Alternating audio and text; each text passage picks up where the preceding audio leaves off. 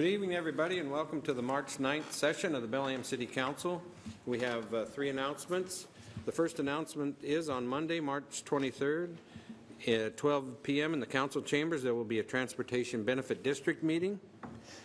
On Monday, April 6th at 7 p.m. in the council chambers, there will be a public hearing to consider amendments to the Samish Neighborhood Plan and Bellingham Municipal Code to rezone Area 9 in the Samish neighborhood.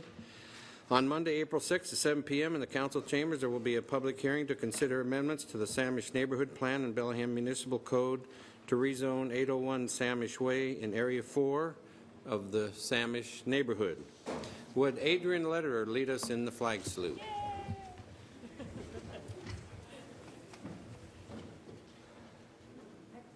Allegiance to the flag of the United States of America and to the republic for which it stands, one nation, under God, indivisible, with liberty and justice for all. Roll call.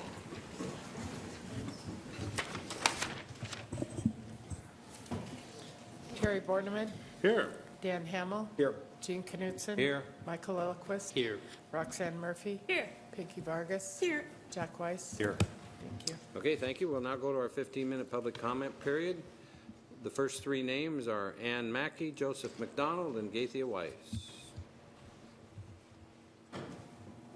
Good evening, Council. My name is Ann Mackey. I live at 1351 Humboldt Street in the York neighborhood. And this is a, I don't know what I did here to your machine. Michael can shut it off. Spoiler alert for anybody who's not aware that tonight there will be a vote on the rental registration, safety, and inspection ordinance. And I attended the afternoon meeting today, and I'm very hopeful that that's going to pass. So thank you very much for the efforts that you've put forward on this. I think it's going to bring regulations to an unregulated industry that unfortunately has flourished for years. And I think most properties will pass their inspections, some will not, and improvements will be required if the owner wants to continue in that line of business. This is as it should be. Implementing rental inspections will bring to light illegal accessory dwelling units, and that's what I'm going to address tonight. At this afternoon's council meeting, Planning Director Rick Sepler talked about the relationship between the rental inspections and the ADU regulations and the upcoming amendments for those regulations. And I think the two are integrally related because we know from a recent report produced by the Planning Department, a map of the city, that there are many illegal ADUs that the city is unable to account for in that report. We in our neighborhoods are aware of quite a few more than showed up on that map. They're illegal because they're not registered with the city as being an ADU, and inspections will proceed, and there'll be two reasons that they might be deemed illegal. One, they may need to have repairs and be brought up to better standards of housing along with the building code requirements. And the second is they're not owner-occupied. ADUs in the city are supposed to be owner-occupied. The ordinance reads, the primary residence or the accessory dwelling unit must be owner-occupied, and an affidavit to that effect must be signed every other year by the owner. That's what our current code says. I don't want to see the rental inspection program be sidetracked by the fact that we suddenly uncover all these illegal ADUs. When that ordinance was passed in 1995, there was a grandfathering and a moratorium that was allowed for owners to come forward and get them registered. It's been 20 years. They've had that opportunity. I don't think we should now allow them to come forward after 20 years of being illegal and say, oh yes, by the way, I have an ADU, although I live elsewhere, I'm an absentee landlord. The purpose of accessory dwelling units, as the state of Washington put forward in its Housing Act of 1993, and the city followed on that with its 1995 ordinance, was to create opportunities for affordable housing for that homeowner so they could rent out their accessory unit, to create opportunities for people aging in place, and to create smaller housing types. It was not passed to create yet another opportunity for illegal rental units of absentee landlords. So please consider that as we move forward to the ADU issues. Thank you. Thank you, Ann. Joseph McDonald? Hi, my name is Joseph McDonald. I live on 8816 24th Street. As you know, I have a speech impediment and I'm here to talk about animal control. This speech I gave to County Council last week. What was a phone call to animal control is now a speech to council. You might want to thank them for that. As you know, I use a bullhorn to chase away dogs. It's the most humane way to deal with uncontrolled dogs, but owners don't like it and can become confrontational about it, shame on animal control for not doing anything in the first place, shame on them for their unwillingness to admit their wrongs and resolve this conflict with me. Shame on you for not standing up to them. When I gave speeches in the past, there was a feeling you throw your hands in the air and say, animal control is county's responsibility. When talking to county last week, they said what goes on in the city is city say-so. What goes on outside the city is county say-so. I'll give a speech every time I have to use my horn. Please look forward to seeing me again. You might want to tell animal control to resolve this conflict with me, which means the officer making a public apology, unless you like me here complaining about them all the time. Please fax them this portion of the minutes. Please send me this portion of the minutes. God willing, I will be here on the 23rd. You have to, this speech is inspired by the fact that I carry a bullhorn with me and chase away dogs. It is meant to be used on a boat under distress. It's the most humane way to deal with the uncontrolled dogs that I know of. But owners don't like it and can become confrontational about it. Last September, after using it, I asked animal control to talk to the owner and never received a reply. I invited animal control to be here tonight. They claimed they talked to the owners, as Mr. McDonald asked them to, but they avoided his phone calls until he gave them a speech about it to the city. That is a claim I disagree with and hope you question yourself. I constantly tell animal control that situations like these can potentially become very dangerous and violent. It seems that they don't take it too hard. Why should I suffer anyone's anger for their neglect and irresponsibility? You have to ask yourself the question, why do you think Mr. McDonald is here tonight? People have the choice to leash their dog or not. I don't have a choice to deal with their unleashed dog. I don't feel like being the recipient of someone's dog's aggressive behavior. People that live here won't control their dogs unless animal control tells them to. I would like to see animal control have their own bug patrol. It is obvious that with all the literature I've given you, it's clear and easy for you to see that for good reason I have an issue with animal control. Based on previous experience, I formed the opinion that animal control does not do their job completely. People that live here have the idea that they live out in the sticks and can just let their dogs run wild. A fun-loving pet can be totally different to a stranger while protecting its owner, not realizing that a innocent passerby is not a threat. A blind person once told me that she has had several encounters with unleashed dogs messing with hers, which is something I've seen a million times. An unleashed dog will mess with at least one. All the speeches I've written wouldn't have been necessary if animal control didn't prove not to do their job. Thank you. Thank you, Joseph. Gaithia Weiss, Wendy Stephenson, and Matt Petrini.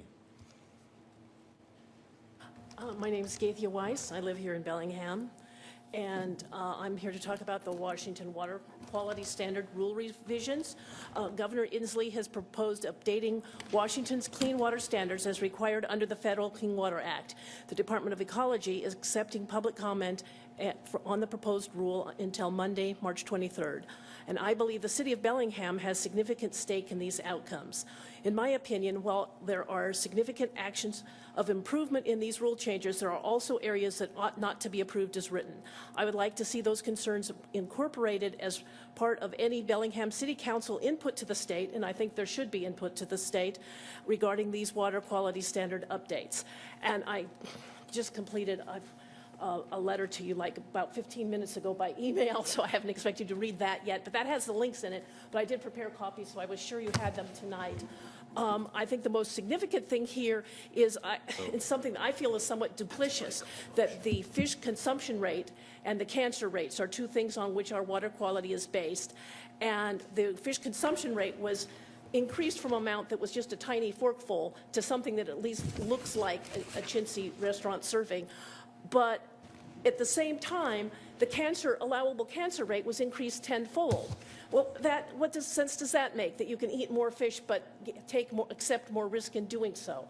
I think that this needs to be seriously looked at, and I think that Bellingham City Council should provide input on these matters. Thank you. Thank you, Gaethia. Wendy Stephenson? Hello, my name is Wendy Stephenson. I'm the North Sound Baykeeper with Resources, and we're going to continue talking about water quality standards. Okay, so Gaethia already mentioned some of these things. Our state water quality standards are up for review, and comments are due March 23rd. I am heartened to see that you are discussing this matter and what you all think, what elected officials think to the Governor and Department of Ecology. What we know about pollutants and our water quality is that things are getting worse, not better. Puget Sound is not being recovered. One of the ways we can help start the recovery of Puget Sound and protect our health is to make sure our water quality standards are protective. The Department of Ecology proposal to increase the allowable risk of cancer is a step backwards, tenfold, as Gaethia said. I know that there is concern among the business community in some municipalities about the standard. If we raise the standard, will things become financially difficult? Right now, if a business or municipality cannot meet the standard, there are mechanisms in place in the Clean Water Act to address this, and even more mechanisms are being proposed by the Department of Ecology in their package, which is called implementation tools. So I don't think what we should do is to start off by weakening the standard, because this will just set us up for inferior water quality from here on in. That's exactly what this new proposal does. It sets us up to never be as protective as we should be.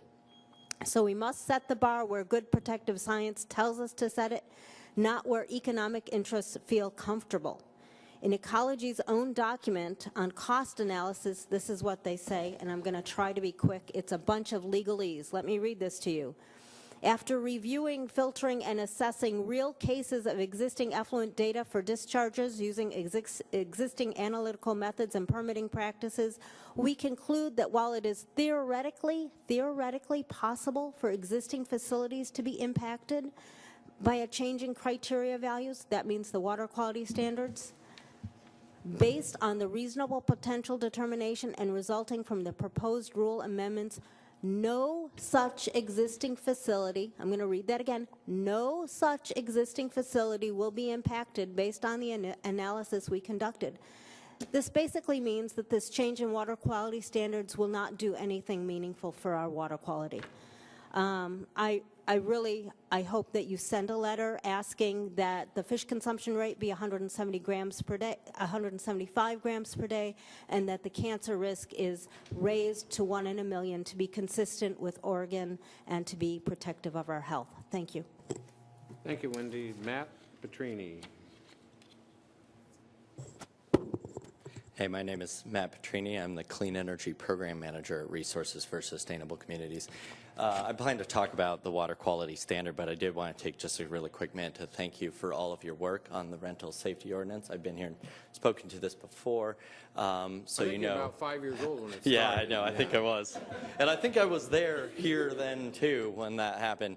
But I have been really impressed with the amount of work that staff and the council have put in trying to design an ordinance that is both reasonable, addresses the problem our community is facing, is responsive to community input, and is also affordable for our renters. I think it's going to ultimately be a major improvement for our community. So I wanted to thank you for that. It's not very often you get to do that. So I want to make sure to do it. Anyway, the other thing I have to speak to is to encourage you to write a letter to the Department of Ecology on the water quality standard. As many of you know, the Department of Ecology is considering an increase in the fish consumption rate, which is a huge step forward, but unfortunately is also considering an increase in the acceptable rate of cancer. Personally, I feel like this makes my argument a little bit easier. I don't have to explain what the fish consumption rate anymore is and just say that they're trying to increase the acceptable rate of cancer, which I think is pretty obviously something we don't want. So protecting our water quality is critical for so many reasons. Our community has always been in support of this. This is one of the best things that like when we go out and talk to people on canvassing or when we talk to people during elections, the number one thing people are concerned about is the quality of their water and the safety of their drinking water supply. And having a strong water quality standard will help us move forward on both those things. It'll give us access to regulatory tools that we need to be able to enforce better water quality standards. It'll allow us to actually make sure that we're meeting the standards that are set under federal guidelines for what we should be doing. And it'll help us protect tribal populations and other populations that are especially exposed to the unsafe water quality by virtue of their cultural traditions. So raising the standard is ultimately a good thing, but we can't allow the backsliding that's going on with the acceptable rate of cancer, because it basically undermines all of the work that we're doing to actually raise this standard. We put a tremendous amount of energy and time into the process of raising the water quality standard. A lot of research has gone into the process of raising the fish consumption rate. We shouldn't just undermine all of that by moving forward with a higher acceptable rate of cancer. I'm pretty sure if you take this out to anybody, beyond this room and ask them whether or not they would tolerate an increase in the acceptable rate of cancer, I think it's pretty obvious that people would say no to that. So I think we should say no to that too, and it'd be really important for Bellingham to take that stand. So thank you a lot for your time and for moving forward on both of those things. Thank you. Thank you, Matt. Is there anybody else before we close? Come ahead and just give us your name.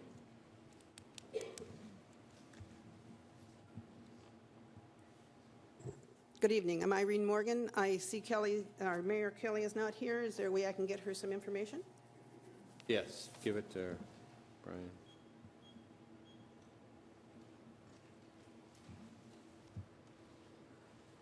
I'm Irene Morgan. I live out in the county, but I started the Reentry Coalition, now the Restorative Community Coalition, 8 years ago. And I'm here to talk about homelessness and mass incarceration this evening.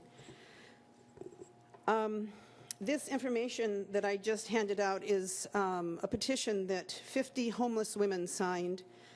I was talking to them at a gathering one evening, and they were sharing their concerns with me, and so I asked them to do this, and I promised to deliver it to the city. So it's now in your hands. And last June, Western Washington Service Learning students from a couple of classes presented the city and the community with 5 separate locations for homeless communities. And I urge you to look at that and move forward on that. The work is all done for you. The sites have been identified, and one is no longer available. But that would take a lot of people off our streets. It would allow them to be safe. This is the one thing that these women said, that they feel unsafe on our streets.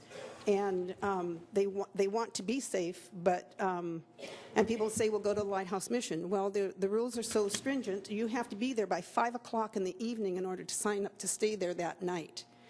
So they would be here, but they're trying to get into the Lighthouse Mission tonight to have a safe place to stay. And then in mass incarceration, Dan Pachoki is one of the people in our State Department of Corrections, and he says the Department of Corrections' role is to control and contain our incarcerated people because the social service agencies have failed to do their job. And Wendy Jones, our jail director, says that our Whatcom County Jail is the last social service agency for our people on the street and people that cause crimes. I didn't realize our jail was now a social service agency, and I wonder why we are failing as social service agencies The funds have been cut. There's no way for these folks to continue to do their good programs because it's going to mostly law and justice. And we all know that what we focus on multiplies and expands, and our jails and prisons have not done a good job of rehabilitation. So let's focus our attention on programs that work, good programs. They're all over the country. We don't have to invent anything. So let's look at how we can take the homeless off the street instead of just making more ordinances that put them back in jail again.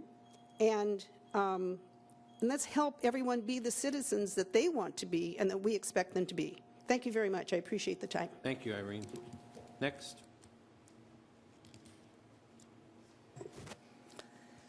My name is Joy Gilfillan. I'm a resident of Bellingham, and I've been a Whatcom County resident since the early 70s. I became president of the Restorative Community Coalition to support Irene in a very unsavory task, which is to talk about incarceration, criminalization, over-criminalization, economic redevelopment, and how do we actually change the trends of America from becoming an over-governmentally controlled structure to being a free, independent, free enterprise-driven society. What's been interesting is to watch the evolution of our government movement to expand the government. I've been participating in the jail conversation for the past couple years. And it's interesting that we've been told that this is all about building a jail because we have liabilities. But no one has talked about the fact that what is the actual vision and what is the purpose of having an incarceration system? What is the purpose of having social justice? What is the purpose of doing all this? We've had no needs assessment. Do you know that the sheriff and administrative services established the demand for the jail back in 2003? They wanted 800 beds to 1,000 beds to be established by 2014. There has been, in fact, no needs assessment done for that jail. There was a jail capacity needs document that was submitted on September 26th, 3 years after we've already spent roughly 17 million, or 12 million by then, millions of dollars in planning and administrative services to build a jail. No one has talked about alternatives. Everything that our organization brought forward to speak about alternatives to jail, to speak about alternatives to incarceration, to speak about getting money to social services was disallowed in the process of being outside the scope. Virtually all the public opinions that were expressed and hundreds of concerns that were submitted in the EIS process were determined to be outside the scope by the jail planners. The jail planners proceeded to tell the county council that they did not have to hold public hearings on all of these things, that we've only had one actual public hearing on the DEIS system. We have not had a single public hearing on the final environmental impact statement. What this tells me is that the Whatcom County Council is being worked together with the judicial system and the county executives and administration services to actually steamroll the largest economic government expansion to build the largest Whatcom County capital project in Whatcom County history. We are going to go from 88 sheriff's staff to over 300, according to the FEIS report, in under 11 years. We're also going to go from roughly 300 jail beds to over 800 jail beds, even though it depends on how you read the FEIS. They'll try to tell you that it's 521 first. But when you read the final environmental impact statement and you read it completely for fine print, there will be 800 beds in that jail by 2026. To me, this is a complete misadministration of justice, and I think it is really quite a failure to ask our county municipalities to endorse this without providing the county municipalities and you all proper fiscal analysis and an impact on return on investment to taxpayers. And I urge you to allow us to either present to you contrary information or ask for a full needs assessment before you endorse that jail project. Thank you. Thank you, Joy. Now, batting cleanup. Dick Conboy. Good evening. My name is Dick Conboy. I live on South 46th Street here in Bellingham.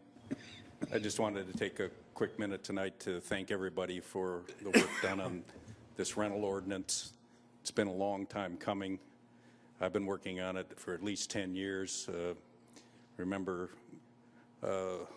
talking about rentals down at the terminal, Bellingham Terminal, back in 2004. I think Terry and Gene were the only ones on the count. The rest of them never survived. That's right. We wore them down. And I'm just especially pleased that this has been approved with such an overwhelming majority, 7-0. This is really wonderful. Thank you very much. I also like to thank Rick Sepler, who's moving forward with this rapidly in a way that really pleases me. I think we're going to have a good program here. I would like to also reiterate what Ann said about ADUs. I'm going to be working diligently on this, attending the work sessions and public meetings on this, because I think it's a very important topic, and I won't go into all the stuff that Ann went into again, but I think we need to really pay close attention to this. Lastly, last week I was at the county council where they were talking about changing their meth ordinance, and I've already spoken to you about this, and I think I've sent you an email about it. And I'm concerned that what's happening here is they're dumping the implementation of laws regarding meth contamination due to use onto the cities, be it Bellingham or Ferndale or Linden, and in a way that the cities are not going to be able to deal with it. And I'll be sending more to you on this later.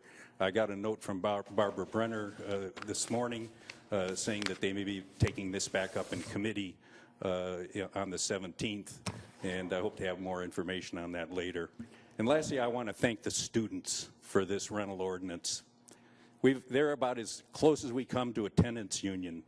10,000 of them. If they really knew their power in this city, we'd have 3 or 4 of them sitting up here on this dais right now, or maybe one as mayor.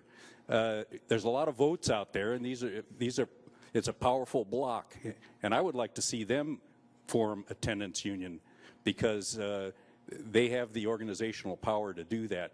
And again, thank you very much. I think there's a few students out here right now. I wish there were more tonight, but thank you for all, if you go back to campus, which I hope you do tonight, thank all your colleagues up there for what they did, because I think they were the ones that brought this over.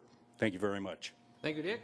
Okay, we will now go to our council standing committees, and the first committee had just 1 or 2 items on it. Public Works, Public Safety, Terry Borneman. Thank you, Gene.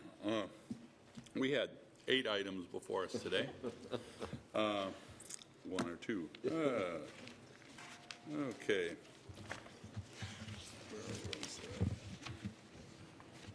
The first item we had before us today was authorization to close out an existing remedial action grant agreement and enter into a new grant agreement with the Washington State Department of Ecology for partial funding of the remediation of the R.G. Haley site.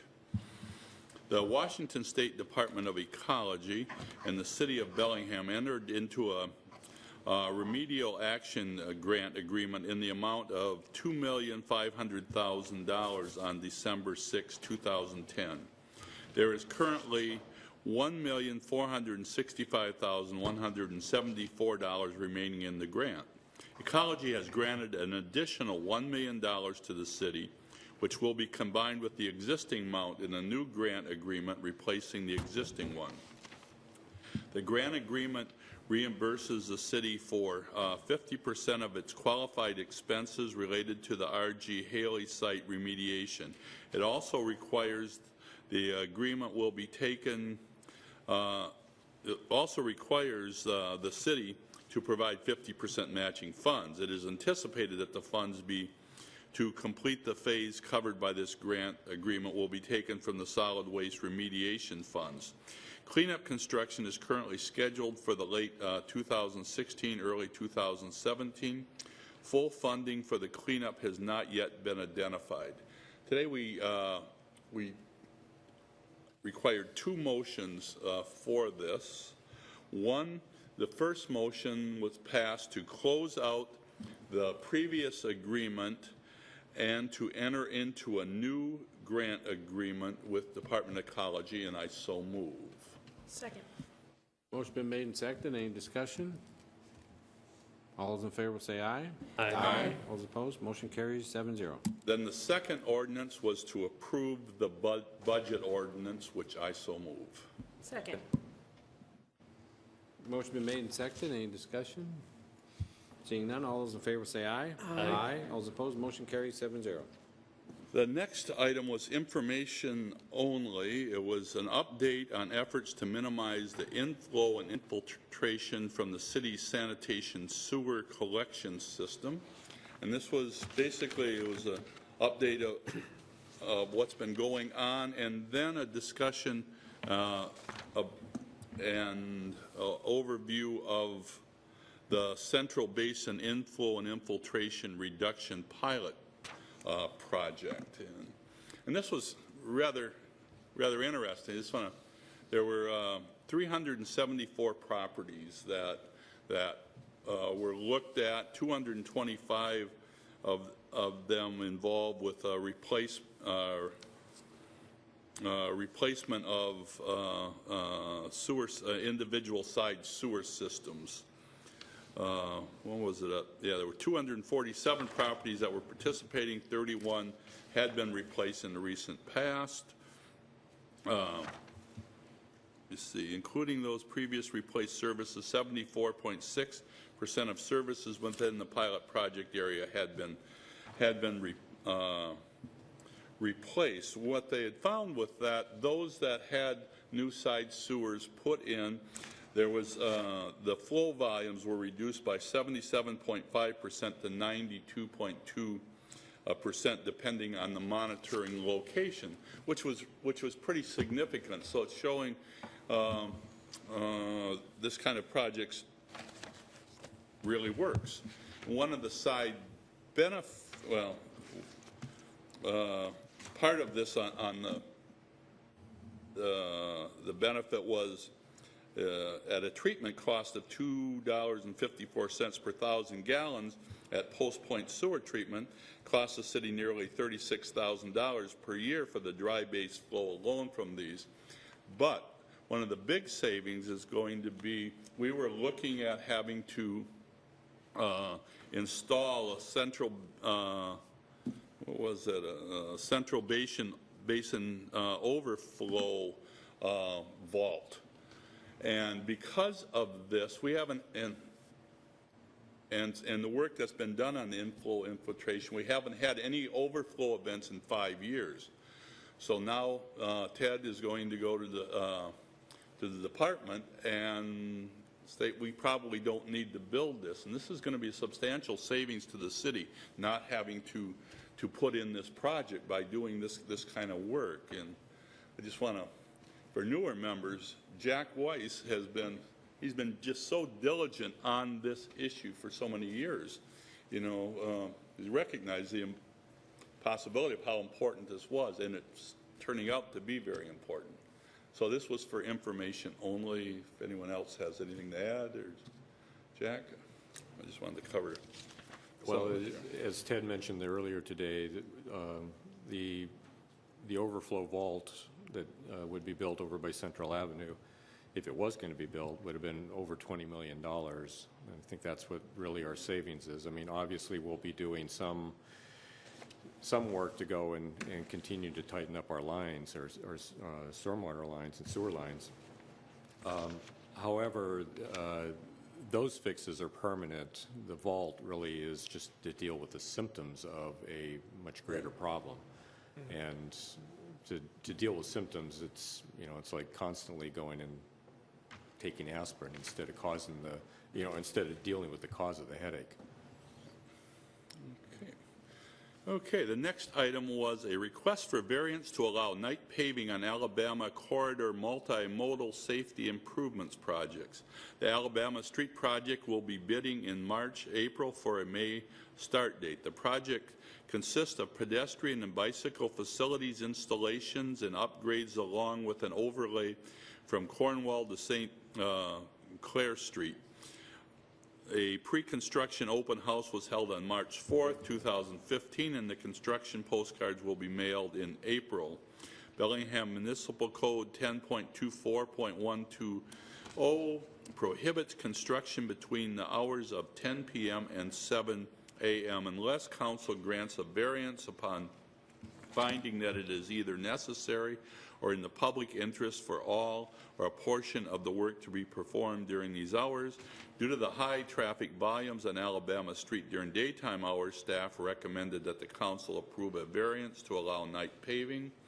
The committee recommended approval, and I so move. Second. Motion been made and seconded. Any discussion? Pinky, go ahead. I just have a quick question around, there's a lot of residents that live along Alabama Street, and I'm just wondering what that will actually look like for them in regards to how much noise, et cetera, that they'll be dealing with. Any kind of idea what we're asking of them? Yeah, so it will be Ted Carlson Public Works Department. It will generally be related to the paving operation. That also will include some concrete work on the adjacent sidewalk and wheelchair ramps. We don't anticipate any hammering, any of that kind of stuff. So it's going to be trucks and paving equipment. There will be the backup warning signals because that's a requirement that we have those in place, but we do try to minimize that type of work at night. So it will be an impact on the residents.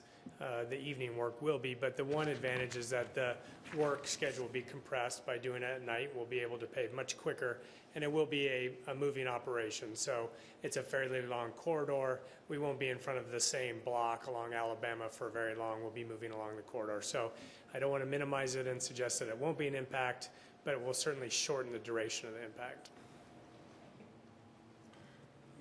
Okay. All those in favor will say aye. Aye. All those opposed, motion carries 7-0. Okay, the next item was recommendation to reject all bids towards net zero rainfall harvesting retrofit of the Public Works operation facility.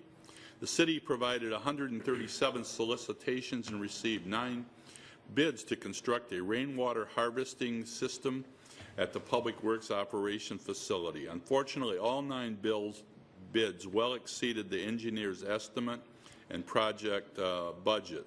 Therefore, we will not be moving forward with awarding a contract for construction and ask that the council reject all bids so the project can be canceled for 2015. Committee recommended approval, and I so move. Second. He's the automatic second now. Whoever makes the motion, that's okay. Okay. It's only when I make the motion. Motion been made and seconded. Any discussion? All those in favor will say aye. Aye. All those opposed, motion carries 7-0. Okay, the next up was a discussion of the proposed Department of Ecology rules on water quality. Governor Inslee has proposed updating Washington's clean water standards as required under the Federal Clean Water Act. The Department of Ecology is accepting the public comments on the proposed rules until Monday, March 23rd. Today, Michael had made a motion asking that a letter be prepared, a comment letter be prepared to the Department of Ecology regarding rulemaking processes for the state water quality standards, and covering the following points. Michael, you want to go through the points?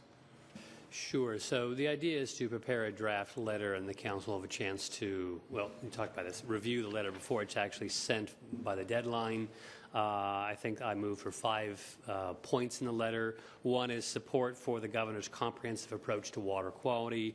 2 is the support for the upward revision of the fish consumption standards to a higher and more realistic rate. 3 is to actually recommend against the relaxing of the cancer risk rate number, which was talked about this evening. 4 would be a recognition that there are social equity issues and that certain populations are more affected by fish consumption and toxins in fish than others. And then finally, a recognition of the enormous challenges in meeting these standards in terms of both the technical problems and the cost problems. So those would make up the substance of a comment letter. The idea would be to draft that letter. Myself, Roxanne, and Brian from the mayor's office would develop a draft and have it available for review prior to our next city council meeting. So is that a motion? Yeah, it was a motion to have that letter prepared. Okay, that's right. Motion been made and Yes. seconded. Any discussion? All those in favor will say aye. Aye. All those opposed, motion carries 7-0. Okay, moving. Gene, who's the second on Terry's motion? Roxanne? Roxanne. What? No, it was Roxanne. Who's the second on the motion? Roxanne. Okay. It's all about Roxanne. Yeah. Okay, the next was a proposed donation of the Padden Lake Hills Stormwater Facility to the city of Bellingham. We've got 3 motions coming up that are quite similar. The Padden Lake Hills Stormwater Facility is a privately owned stormwater facility in the city of Bellingham. The Homeowners Association has offered to donate this facility to the city of Bellingham. Acceptance of this donation would ensure the proper maintenance of the facility and would be consistent with public ownership of the stormwater facilities throughout the city. Chapter 4.90 of the Bellingham Municipal Code provides the authority to accept real property donated, devised, or bequeathed to the city is reserved to the council. At this time, staff is seeking council's authorization to obtain an environmental site assessment of the property. Staff will report the results of the site assessment back to the council and seek further directions regarding this potential property acquisition. The committee recommended approval, and I so move. Second. Motion been made and seconded. Any discussion? All those in favor will say aye. Aye. All those opposed, motion carries 7-0. Okay, the next is a proposed donation of the 22nd Street Stormwater Facility to the city of Bellingham. The 22nd Street Stormwater Facility is a privately owned stormwater facility in the city of Bellingham. The property owner, JPNM 2014 LLC, has offered to donate the facility to the city. Acceptance of this donation would ensure the proper maintenance of the facility and would be consistent with the public ownership of stormwater facilities throughout the city. Chapter 4.9 of the Bellingham Municipal Code provides that authority to accept real property donated, devised, or bequeathed to the city is reserved to the council. At this time, staff is seeking council's authorization to obtain a environmental site assessment of the property. Staff will report the results of the assessment back to the council and seek further direction regarding the potential property acquisition. And the committee recommended approval of this, and I so move. Second. Motion been made and seconded. Any discussion? Dan. Just have a question regarding the initial first-year cleanup costs. They're twice the previous purchase. Just wondering if that's why that is. Just based on the condition of this facility, staff went out and looked at the first 2 stormwater facilities, the previous council action and this action, and there's more needed to bring it up to city standards and just general cleanup of it. There are estimates. It will be done with city crews, so it's an estimate of our time, labor costs, materials, but it's something that we would do as part of our ongoing stormwater maintenance. So they are rough estimates, but it's simply based on the condition of the facility. Okay, thank you. Okay. All those in favor will say aye. Aye. Aye. All those opposed, motion carries 7-0. Okay, and the last item was the proposed donation of property south of Birch Street to the city of Bellingham. Jones Holding Company, Inc., the owner of the property south of the adjacent to Birch Street, has offered to donate this 9.94 acre property to the city of Bellingham. This parcel completes the existing Birch Street right-of-way, which the city would then use for transportation and utility purposes. Staff is seeking council's authorization to obtain an environmental site assessment of the property. Staff will report the results of the site assessment back to the council and seek further directions regarding this potential property acquisition. The committee recommended approval, and I so move. Second. All right. Michael, attaboy. Motion been made and seconded. Any discussion? All those in favor will say aye. Aye. All those opposed, motion carries 7-0. End of committee report. Thank you very much, Terry. Yes, sir. I think Ted had more information about the Birch Street one. Okay, go ahead, Ted. Yeah, and that final acquisition or potential donation, I should say, Councilmember Weiss asked about the potential for the right-of-way to be used in some way as a recreational facility or adjacent to the Ridge Trail. I did have an opportunity this afternoon to follow up with Leslie. It is something that they've looked at in the past, and they believe that if the city did have the complete right-of-way there, there would certainly be opportunities. We need to work with the neighborhood, work with the mountain bike groups, but there certainly would be an opportunity to potentially do some improvements at the trailhead there. So another potential benefit for sure. Great. Okay, thanks, Ted. We now go to Lake Whatcom Reservoir and Natural Resources Committee. Dan Hamill's the chair of that committee. Thank you. The Lake Whatcom Policy Group, consisting of representatives from the Lake Whatcom Water and Sewer District, the Whatcom County Council, the Sudden Valley Community Association, and Bellingham City Council, meets regularly to discuss policy issues regarding Lake Whatcom. The Lake Whatcom and Natural Resources Committee Chair will provide providing a briefing here based on the February 25th meeting. I just wanted to cover a few items here. Policymakers at that February 25th meeting included Carl Weimer from Whatcom County Council, Pinky Vargas and myself representing Bellingham City Council, Leslie McRoberts from Lake Whatcom Water and Sewer District, and Larry Brown from the Sudden Valley Board. Staff presented a draft of the Lake Whatcom Management Program 2015 to 2019 work plan with the goal of obtaining feedback on the major elements of the plan. The plan has 10 components, including land use and preservation, stormwater and education and engagement, recreation, aquatic invasive species and utilities, and transportation.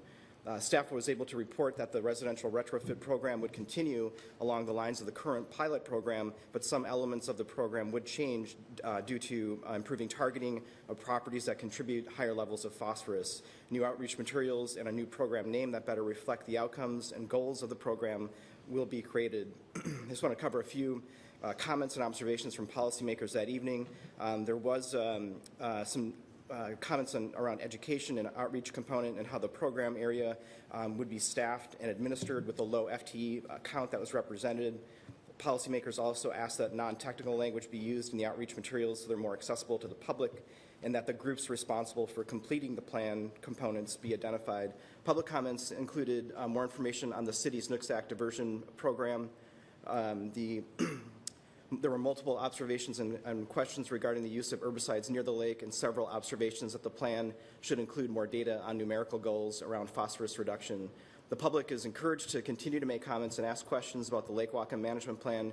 Contact information and the plan itself are available at cob.org. That's the city's website. The next meeting of the Lake Whatcom Policy Group is March 16th at 2:30 at the City of Bellingham Fireplace Room at the Municipal Court Building at 625 Halleck Street, and this was for information only. Thank you, Dan. The next committee is Community and Economic Development. Michael Lillquist, chair. Thank you, Gene. The committee had only one item today. It was a presentation of the Small Business Development Center. The City of Bellingham and Whatcom County and the Port of Bellingham have entered into an interlocal cooperating agreement to coordinate our approach to funding economic development. And that includes funding Western Washington University's Small Business Development Center. This afternoon, the director of the Small Business Development Center, C.J. Seitz, presented a report on their activities. So when it says small business, actually almost every single employer in Whatcom County is a small business by this definition. It's 500 employees or fewer. That's 96% of all businesses in Whatcom County are eligible to receive support from the SBDC, and 2/3 of local businesses actually have 5 or fewer employees. And these are the sort of clients that the SBDC serves. They reported today that they assist businesses in all phases of development, not just startup, but also retention and growth. They noted that there was a shift in emphasis on retention activities in 2012 when businesses were hunkering down, and 2014 there actually was a lot more emphasis on businesses coming in hoping for help with expansion or startups. The SBDC does verify its impacts. They show there's an increased number of sales, increased numbers of jobs created or retained, and a capital formation compared SBDC clients to businesses in general throughout Washington State. For example, the average growth rate for their clients was over 10% versus around 5% Washington State-wide. And in terms of employment, the average increase for their clients was 16.6% compared to 2.2% statewide average for businesses. That was for information-only report this afternoon because we're one of the funders for the SBDC. End of committee report. Thank you, Michael. We will now go to Committee of the Whole, which has 5 items. The first item is consideration of an ordinance repealing rules governing facilities in Bellingham Harbor operated by the Port of Bellingham. In 1978, the city adopted Bellingham Municipal Code, Chapter 1208, regulating activities in the Bellingham Harbor. The city updated its regulations in 1981 and 1985. Bellingham Municipal Code 12.08.080 contains the Port of Bellingham's operating rules for facilities it operates in Bellingham Harbor. These rules have not been amended since 1985 and are out of date. These rules are operational in nature and are enforced by the port rather than the city. The rules address the port's requirements for how tenants, visitors, and other members of the public may use the facilities. Examples include following harbor master instruction, moorage transfer privileges, time limitations on moorage, and notice requirements for terminating moorage, to manage a few. Under RCW 53-08-220, upon receipt of a port request to amend or repeal such rules, the City Council may amend or repeal such rules in accordance with the terms of the request. This afternoon we heard from staff and Dan Stahl from the port. We also received a unanimous letter from the port commissioners asking us to make these changes, and I so move. Second. Motion been made and seconded. Any discussion? All those in favor will say aye. Aye. All those opposed? Motion carries 7-0. The next item, an ordinance adopting amendments to the Bellingham Municipal Code to establish a new chapter, 6.15, rental registration and inspection program. Council approved on first and second reading an ordinance establishing the rental registration and inspection program on December 15, 2014.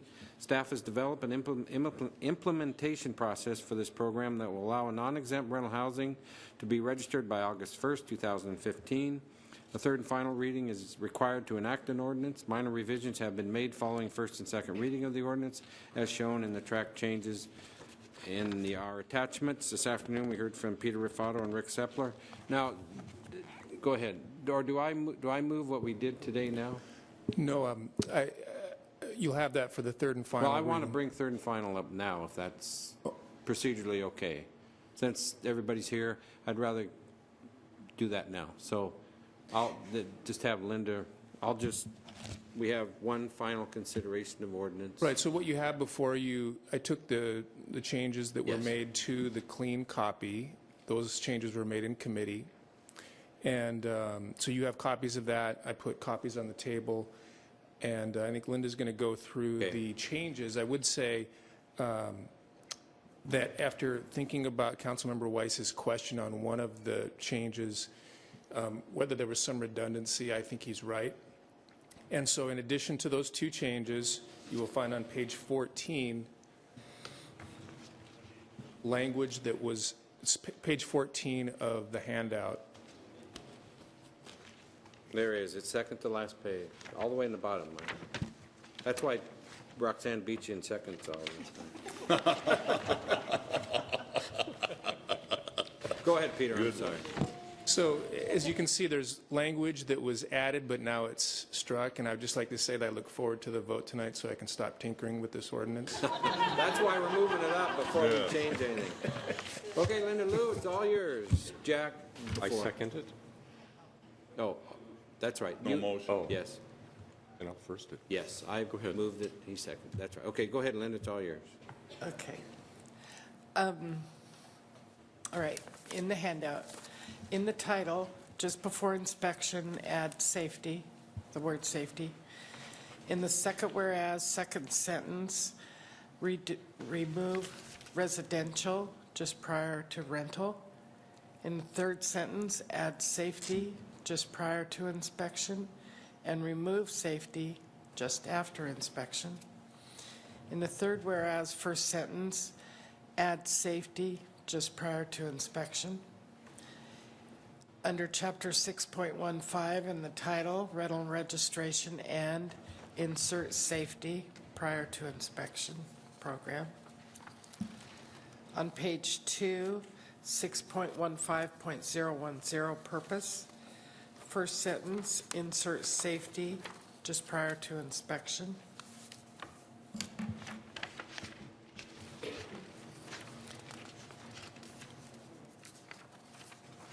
I think, Page 7. is there one on page 7? Page 7. Page 7. Oh, I missed that. Oh, okay. In G, second sentence, after residential housing unit, insert in a visible location, and that's referring to the registration.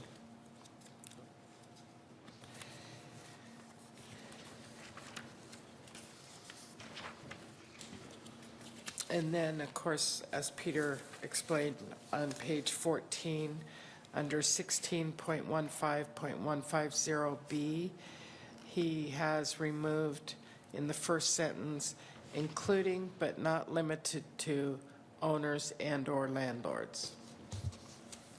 Yes, sir. Can I move third and final on this? Or Sure, did you can. already do that? No, are you done yet, Linda? Yes. You're done? Yes, go ahead, Jack. Okay, move third and final. Second. Motion been made and seconded. Any discussion? Jack, go ahead. I've talked before about the reasons why this ordinance is important, and people have also commented earlier today and in past meetings about the real reasons for this ordinance. But what I wanted to do tonight was to thank a few people. I wanted to start off with, I mean, there's a lot of history behind this ordinance, has been discussed before, but most recently, ever since we kind of came to terms with exactly what we did want to do, that was about the same time that our new planning director was hired a few months ago.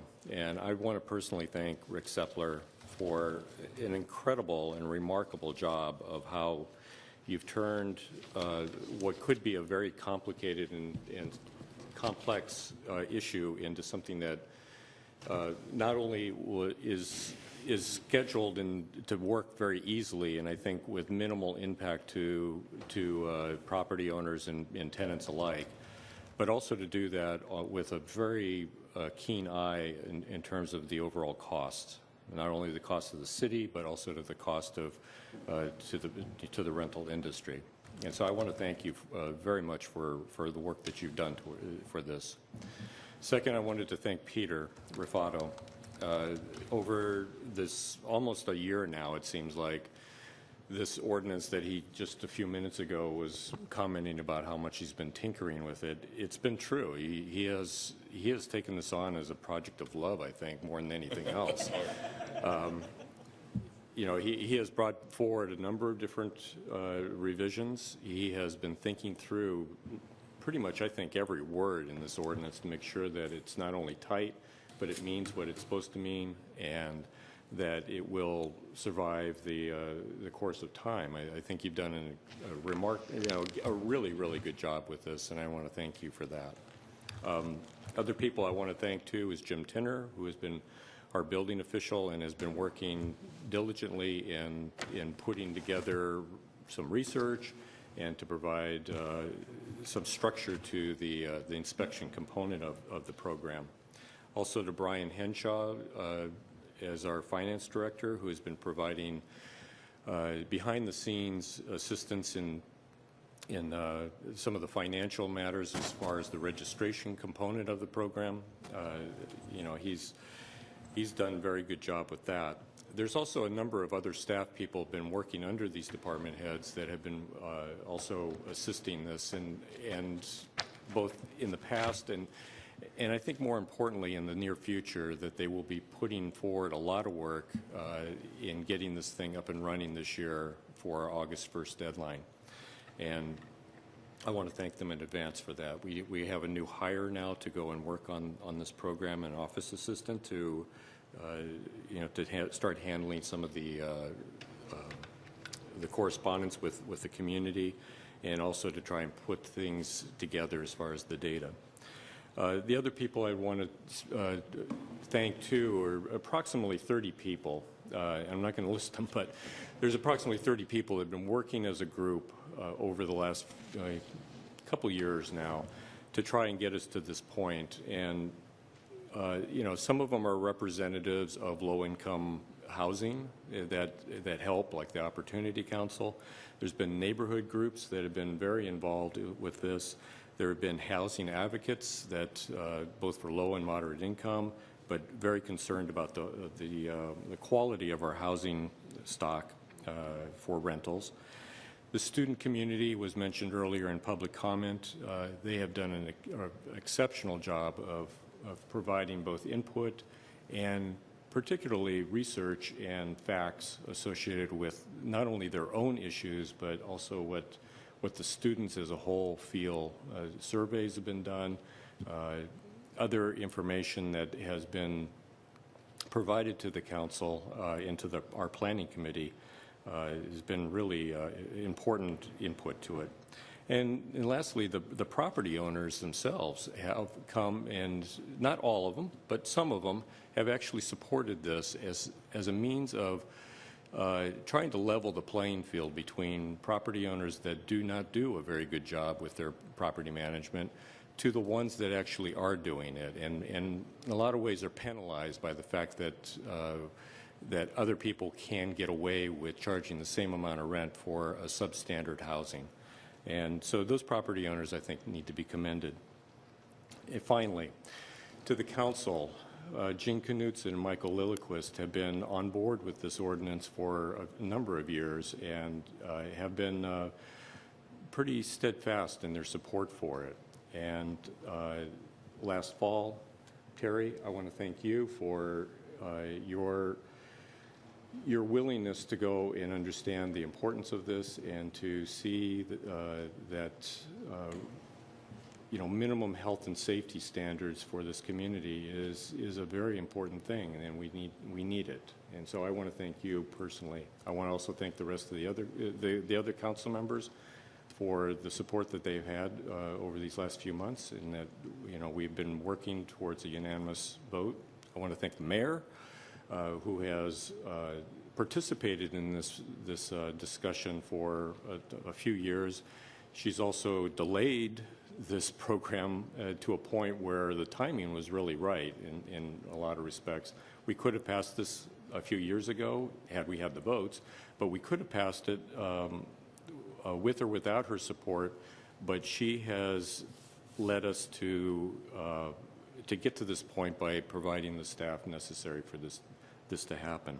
So I really am appreciative of the work that we've done so far, and I look forward to see this implemented, and really look forward a year from now when we see what the results of this work is. Thank you. Thank you. Michael? Thanks, Gene. Jack, I'd like to thank you. I've tried to be there behind you and supportive, but you have been providing, I think, very calm leadership through your year or two of chairing the planning committee to move forward the discussions carefully and slowly, and then bring it to the end. So I want to add your name to the list of people to being thanked. This seemed like it was going to be a difficult vote, but after it was taken, it was surprising the number of different groups and parties and interests that came together that said, thank goodness you've passed that. People interested in economic development, interested in neighborhood livability, interested in housing quality or social justice. A lot of people saw the benefits of this program. And I want to say that it really isn't narrowly about students. Some people tried to paint this as an issue of Western students and what kind of housing they lived in. More than half of all the residents in Bellingham live in rental housing, and this affects all of them, or it could affect all of them. So this isn't a narrow issue, as some people might want it to be. But it does affect primarily people in our community who are lower income, who are working, and who are struggling. And this has always really been about basic, decent housing that meets standards. And to the extent that local government has a responsibility to see that housing meets those standards, I think we haven't had the tools in place, and I think now we will. And so, Jack, I want to thank you, and I want to thank the rest of the council for supporting this. Terry? Yeah, I want to throw out one more thanks, and that goes back to a former council member, Barbara Ryan. When this first started, and Dick Convoy talks about the ferry terminal, Barbara and I had worked on this at the beginning stages, and we thought we were moving forward, and it didn't happen. But Barbara laid a lot of the groundwork initially in terms of getting this going, so I want to make sure that she is, thanks go out for her for that work that she had did early on with this. Anybody else? Okay, I'll chime in since I was the one that survived the rigors of all this. And just a little context of that, last year when I received a phone call on a Sunday night, I knew it wasn't Louise because she wasn't on the council anymore, but it was Jack. And he said, I want to take one more stab at this. And I said, what? You wanted, because I was ready to, I'm being full disclosure here, I was ready to move on. I mean, we've gone over and over and over it, and I was just getting a little bit testy about it. But he said, no, I want to take one last stab. And thank God I said yes, because he was able to steer it through. And it reminds me so much of the saying that a former college basketball coach, Jim Valvano, said 3 weeks before he died at a ceremony show: don't give up, don't ever, ever, ever give up. So I say this to the community out there: if there's an issue out there that you've worked on for a long time, here's proof that if somebody doesn't give up, it can happen, and no matter what it is. So I want to thank Jack a lot for taking one last stab of it. And if there isn't any other comments, roll call.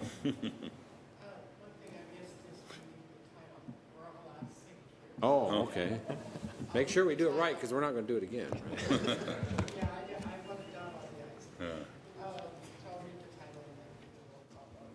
An ordinance of the City of Bellingham, Washington, relating to residential rental registration, safety inspection, and code compliance, and adding a new chapter 6.15 to the Bellingham Municipal Code. Wasn't on, but hopefully. You want to read it again?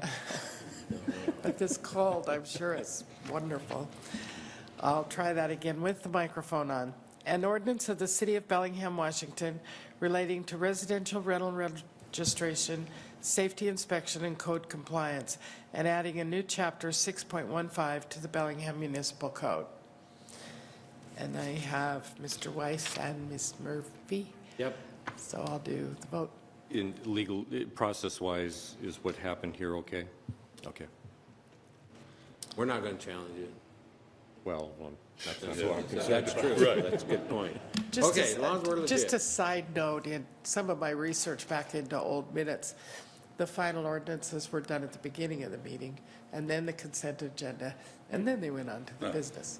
Oh, Long that's time even ago. before your time. That's a Yeah, long time long ago. time Okay. ago, yeah. Go ahead, Linda. All righty. Michael Lillquist, Aye. Roxanne Murphy, Aye. Pinky Vargas, Aye. Jack Weiss, Aye. Terry Borneman, Aye. Dan Hamel, Aye. Jean Knutson. I'm thinking about it. Aye. Ordinance Motion carries passes 7-0. as amended. Okay, thank you very much. Where are we now? Discussion of a proposed In jail jail. facility. Going to jail. We, this afternoon, we had a, Brian, why don't you go ahead before I totally lose it and explain what we did this afternoon and what we're going to do on the 23rd. Brian Heinrich, Mayor's Office. I'll do my best. I was hoping, Gene, that you would actually Well, I can't. carry the water on that one. I can't. Go ahead. So, you know, the packet has a letter from the county executive. There's a sales projection spreadsheet, a draft agreement. What the request is that council provide their questions. You can send them certainly to me or Marie. We'll work together on compiling the packet for the 23rd.